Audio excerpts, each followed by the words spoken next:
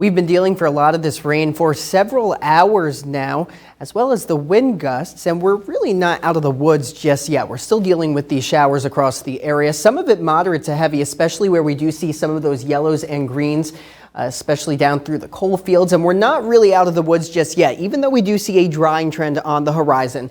We can see there's another area of pretty organized, what looks like a pretty organized line of heavier rainfall, potentially a little bit of some thunder in there as well.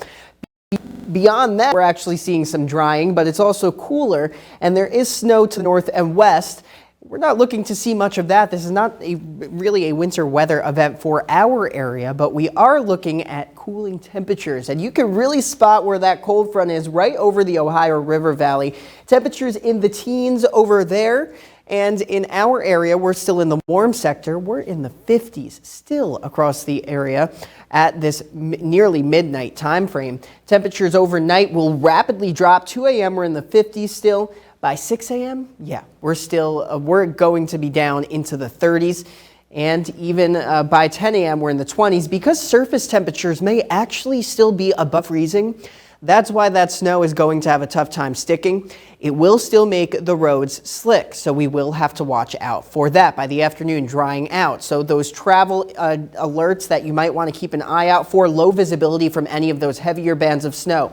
It will be turning cold, so give yourself in the car some extra time. Those roads are going to be slick, and watch out for some ice on those bridges. Any wind that funnels under those bridges will help to really freeze things over once temperatures do get to the freezing mark.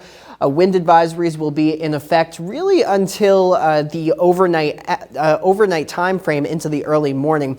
Gusts are still going to be, as that final line of showers comes on through that's currently out by Huntington, those gusts are going to be upwards of 40 miles per hour still.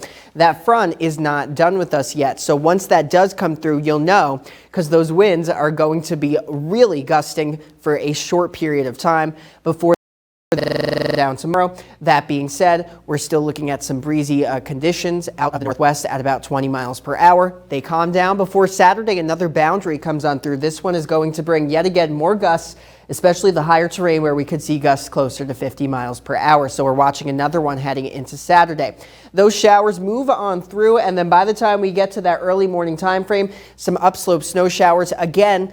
It's going to have a tough time sticking by the late morning. We're really not seeing much left outside of the high terrain. The afternoon, we see some sunshine across the area, and we should actually have a nice sunset before we do watch this weak frontal boundary heading into Saturday morning. We're talking a very weak frontal boundary, not a lot of moisture. What we do see is potentially snow.